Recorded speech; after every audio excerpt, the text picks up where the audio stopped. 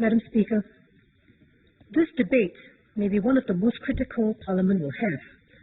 It is not just about population. It is about nationhood, the meaning of being Singaporean, how we want to face the future as a country. It is about reclaiming back Singapore.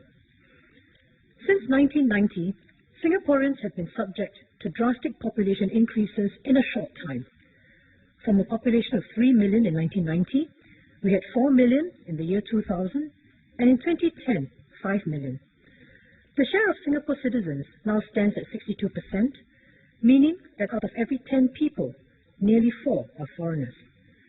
Indigenous Singaporeans feel under siege, wondering what happened to the Singapore they grew up in and whether they have a place at the table.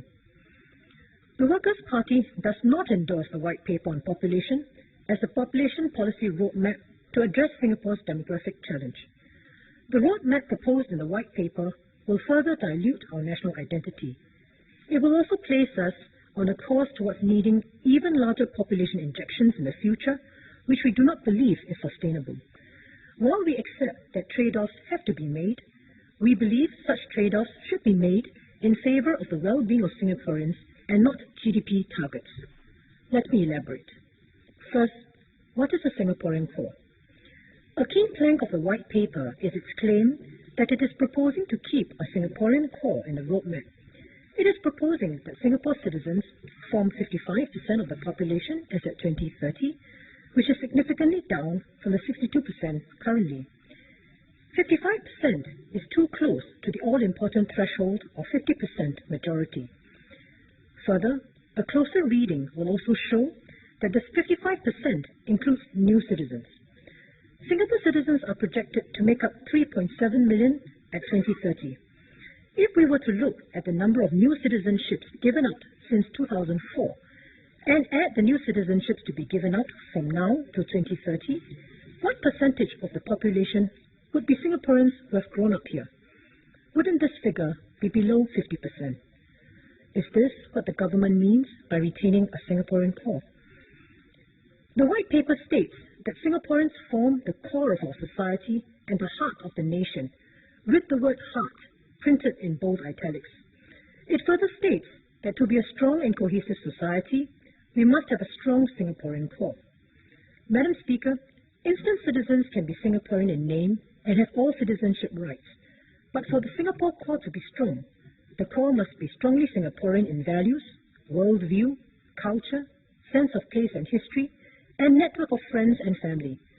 This can only be cultivated over time in institutional settings such as schooling, national service, and community service. A strong Singaporean core should be made up of Singaporeans who grew up in and with Singapore. Therefore, the policy of topping up shortfalls in our total fertility rate with younger immigrants to make up the Singaporean core is flawed. The fact is that we are already facing integration issues with new citizens we have, with the government department looking into the matter. Madam, you yourself as a backbencher had raised concerns about how new citizenships were given out and whether tests should be instituted to ensure that the new citizens understood our way of life. Speaking personally, I count some new citizens as my friends. While they make good contributions to Singapore's economy, I know they see Singapore through a different lens and can equally make a decision to leave if the circumstances change. Accordingly, we do not agree with the government's definition of what would constitute Singaporean core. Under the roadmap proposed, Singaporeans who grew up here would fall below 50%, which would change the character of Singapore forever. Next, Madam, focus instead on TFR recovery. How then should we ensure a Singapore core in our population? In our view, the best way is to improve Singaporean total fertility rate, or TFR. The government has invested somewhat in marriage and procreation incentives. However, so long as immigration remains the government's key plank for population growth, the measures to improve TFR will remain half-hearted, since one can always resort to immigration top-ups. Why is Singapore a global champion in low fertility rate? There are structural problems which have not been addressed. These include lack of work-life balance, escalating housing prices, the stressful education system, and others. The government seems resigned that TFR is not within their power to raise, saying it hopes to reverse the trend. However, other governments have been more committed and have shown significant success in reversing declining fertility. For instance, South Korea too was facing a low fertility rate. However, it has been successful in reversing the decline trend, and its TFR recovered by 0.15 in 5 years, from 1.08 in 2005 to 1.23 in 2010. Instead of just hoping, the Korean government recognized that procreation was being discouraged not by individual choice, but due to structural institutional factors. The Korean government then set explicit hard targets to remove institutional obstacles to boosting TFR. These targets centered on providing institutional support for family life and promoting gender equity within the family. The government tracked hard statistics, such as reducing parents' share of child-rearing costs, increasing GDP's share of family-related spending, promoting arrangements for mothers to continue working, and even encouraging fathers to share housework. The commitment and approach of the Korean government is worth some study. My colleagues will speak more about the TFR issue later in the debate. Next, Madam, promoting Singaporean-friendly immigration. We are not against immigrants becoming Singaporeans per se. One way to do this in a natural, organic manner is to prioritize citizenships to those who marry Singaporeans. As noted in the white paper, 40% of marriages today are between a Singaporean and a foreigner. These non-Singaporean spouses are much more likely to integrate and be committed to Singapore. They will interact with Singaporeans and be parents of Singaporean children. Currently, many Singaporeans apply repeatedly, year after year, for their foreign spouses to be given citizenship status. Many are on long-term visit paths, which makes employment very difficult.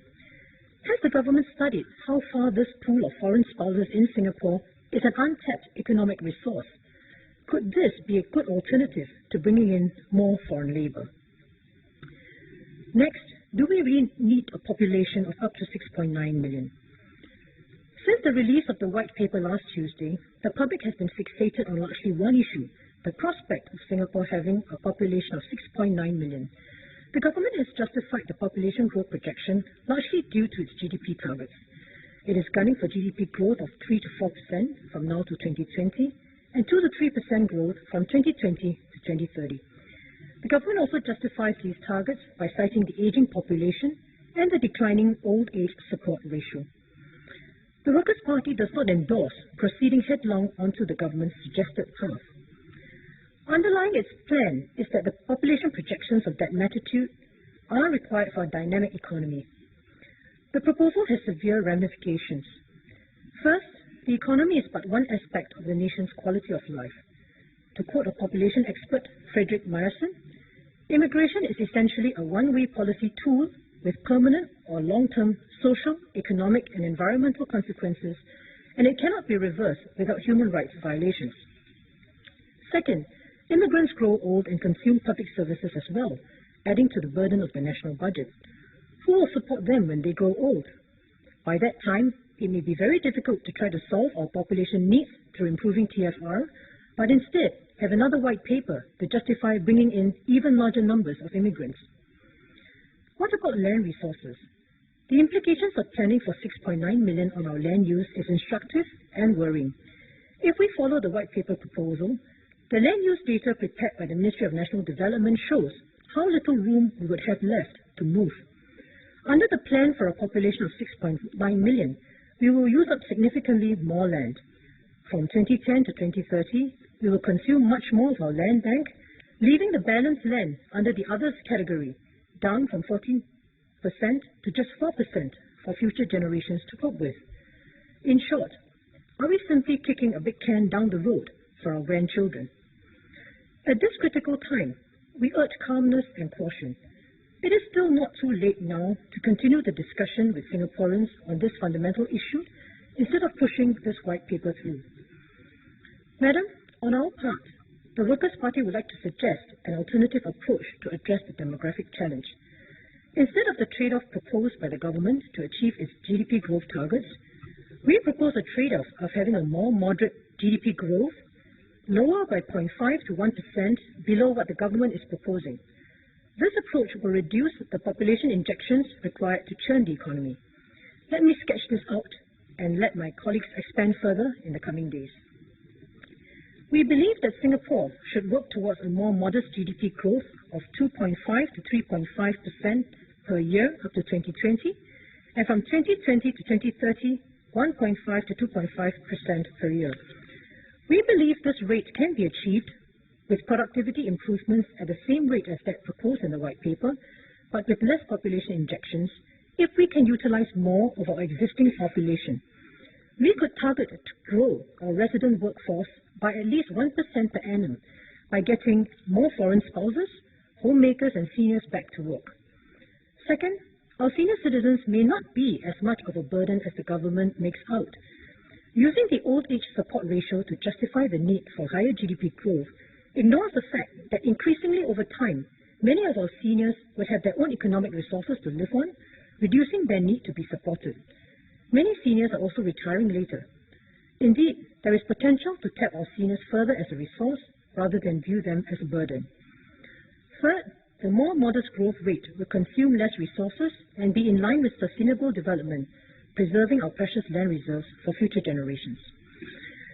This more modest GDP growth rate from now to 2030 would require a lower population to sustain it. We have done some estimates and believe that this is achievable with a population at 2030 of 5.9 million or less. My colleagues will elaborate on these projections later in the debate. Madam, our proposed trade-off is having 1 million less people than the government's projections in exchange for a reduction in GDP growth of 0.5 to 1%. This trade-off will mean less overcrowding, better integration of newcomers, a stronger Singaporean identity, and less stressful labour market competition. This, in turn, is likely to have knock-on effects on TSR recovery. It will also not be at the expense of market competitiveness, as our economy continues to restructure to push the proportion of Singaporeans in PMET jobs from half to two-thirds. Let me conclude. What the government is proposing in this white paper is to aim for its GDP targets and grow the population to achieve it. The Workers' Party believes that the well-being of Singaporeans, our quality of life, and our very identity will be put at peril under the government's proposal. Is it worth it? The government's white paper is entitled A Sustainable Population for a Dynamic Singapore. While sustainability and dynamism are indeed important, we believe that the government has gotten these priorities the wrong way round. Instead of having a sustainable population for a dynamic Singapore, we should have a dynamic population for a sustainable Singapore. For these reasons, the Workers' Party does not endorse the white paper on population and will oppose the motion.